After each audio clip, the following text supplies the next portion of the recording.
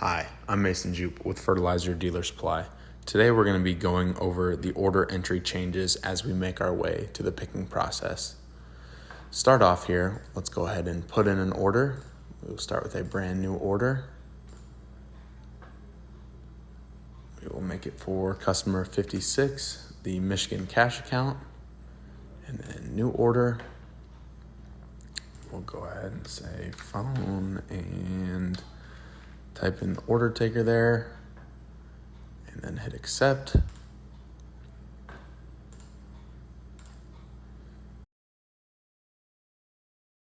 So we'll go ahead and we will type up the order just like normal, say 15 of these. And we'll keep them at location 5 here. Show it's going to have three of those back ordered for us. Go ahead and put 4 of those in. Keep it at location 5 because it doesn't look like there's any anywhere else in the company. And we'll go ahead 6 of these. And we'll finish it off with 5.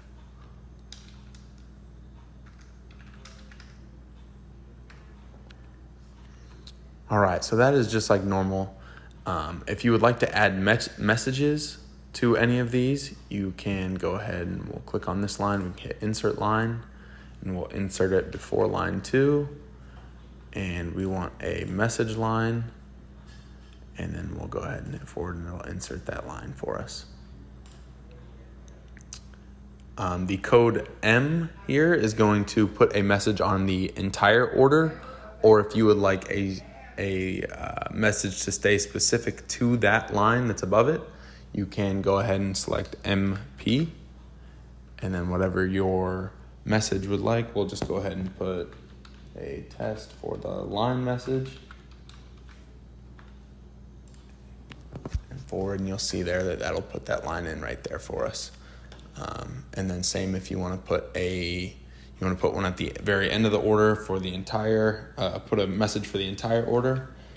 Go ahead and put test the order message and enter. That's going to go ahead and put that in there for us, as we can see here. So once you have the order typed up how you would like it, you can go ahead and hit end order. And then for all orders, now that we are using the warehouse management suite, you are going to have to print a pick ticket because that is when the system pulls those items out of the bin and commits them to this order. So that is that commitment process right there. So if you need to make any changes to the order after you've already put it in and printed the pick ticket, you can just go ahead and open that order back up and then reprint the pick ticket, and it should allocate those items out of the bin.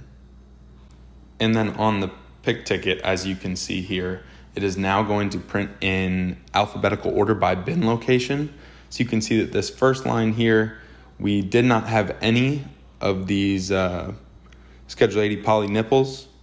So it is going to have no bin location if we do not have any on hand.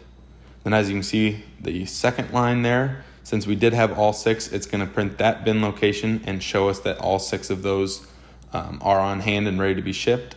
Same with the third line, and that fourth line, you can see that originally we put 15 of these on the order, but we only have 12 on hand. So it is going to show the 12 coming out of that bin and then the 3 from the unknown bin. So when you see that, you'll know that there's a partial back order on the order, and it should have another line item for the same item number, as you can see just above the unknown. And for all walk-in customers or cash tickets, you're going to need to verify the order, because that is when the system is going to pull that quantity out of the pick bin and relieve that inventory from the pick bin. That way we can get to our 100% real-time inventory and be able to track everything exactly where it's at in the moment. So we will want to then verify this order. Go to daily, confirmation, and order verification. And we will go ahead and type in that number.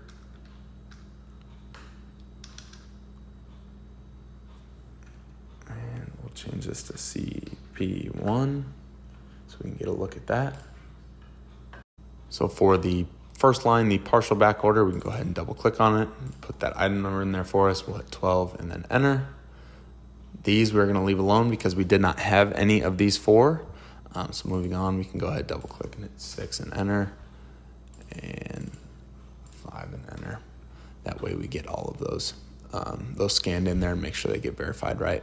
Then you can go ahead and hit end order, and that's going to print your packing slip that you need. You can then see that the packing list reflects everything the same that the order does, showing us that the 12 of the 15 are shipped, 0 of those 4 are shipped, and the 6 and 5 are both shipped complete, as well as the messages that are on the line there under the 2-inch full port valves, and then the order message that is all the way at the bottom. If the customer would like an invoice, you are then going to have to pull the order back up. So we'll go in here and we'll pull up 1550040, and then we can hit end order, and then we can go ahead and F9 and F9 again to get that invoice printed, and then you can change the printer on that as well if you would like. And then you can see a copy of the invoice here. You will see that the line message no longer shows up because that is only going to show up on the pick ticket and the packing list. But then you can see at the bottom there, the order message is going to show up on the bottom as well. It will be important to remember that we will need to print the pick ticket as well as verify the order on all cash ticket and walk-in customers, because that is when the system is going to relieve the inventory from the pick bin, and that way we can get to our goal of 100% real-time inventory. As well, just a recap, looking at this pick ticket here, the top line here, you can see we did not have any of the 4 in stock, so therefore it is not going to print a bin location. So if the entire line is back ordered, there will be no bin location that is printed. And then the second and third line, you can see they were complete. It is going to print like normal and keep those bins in alphabetical order for us. And then you can see the fourth line, the partial back order, where it's going to pull those 12 out of the pick bin, and it's going to place those 3, it's going to back order those 3 out of the unknown bin. As well as on the pick ticket, you can see the line message is going to show up on both of those lines because that is the same item number that we put that message under, and then you can see the entire order message at the very bottom.